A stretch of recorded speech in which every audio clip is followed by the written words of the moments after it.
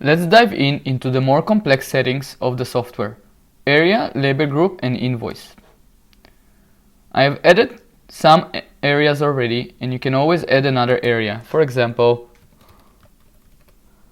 now the name here does not have to represent a state or a province. It's up to you to decide which area you want to represent in that invoice. When we're done deciding on the name, we just attach the plus sign and then we can edit it. I've predefined some of the British Columbia settings. Those are all the details that will appear on that invoice for that area. Notice how there's two types of tax. This is because British Columbia has two different taxes for different things. If your area does not have the second type of tax and you select 0, it would not appear on the invoice. We have the company logo and the background. The background is not a must. However, a lot of our customers enjoy that feature. This is how the invoice looks like once it's done. Now to the labor groups. I have pre-selected low-end machines as a category. I'm not trying to assume that any of the machines here is low-end, but just for the example, let's assume that every time we see dishwasher and Frigidaire, we want a fixed rate of labor, for example $150. Then we have the part cost for stock or non-stock parts.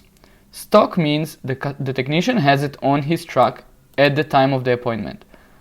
So if we would like to add $50 to our cost of the part, every single time the technician has the part on hand, we can assign it here. If instead we would like to double the money of the parts cost to us, we can always do percentages instead. Now if I do 200% instead of $, make sure it would add 200% to the part. So we want to add 100%, meaning double the cost. For non-stock parts, we can always modify the labor as well as the part cost. For example, since we know the technician has to come back there, we can add the labor to 150 more, and we can add to the part a certain fee. This way, if the part costs $50 to you, every time the technician would have the part on hand, it would cost $100 to the customer. And if he does not have it on hand, it would cost 50 plus 150, $200, and the labor would be double.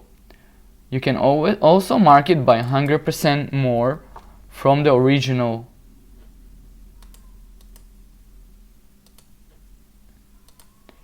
Another option we have is to always do by the hour.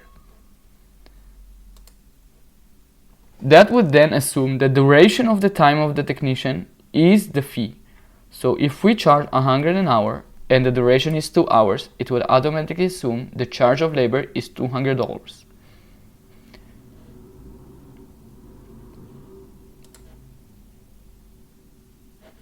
Let's add another group: high-end machines.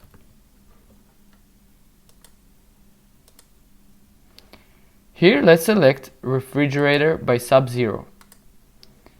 Let's say the labor cost is always $200, and every time there's a part involved that the technician has on hand, we're gonna add $75. If the technician has to come back for a second appointment, we're gonna add $100 to the labor, and we're gonna add, instead of 75, we're gonna add $125 to the part cost. This way we can keep assembling all the type of variations we have until we complete all the options. If by mistake you add a part that you already have, if you add a machine that you already have added, it would trigger an error. For example, I'm gonna try and do something else.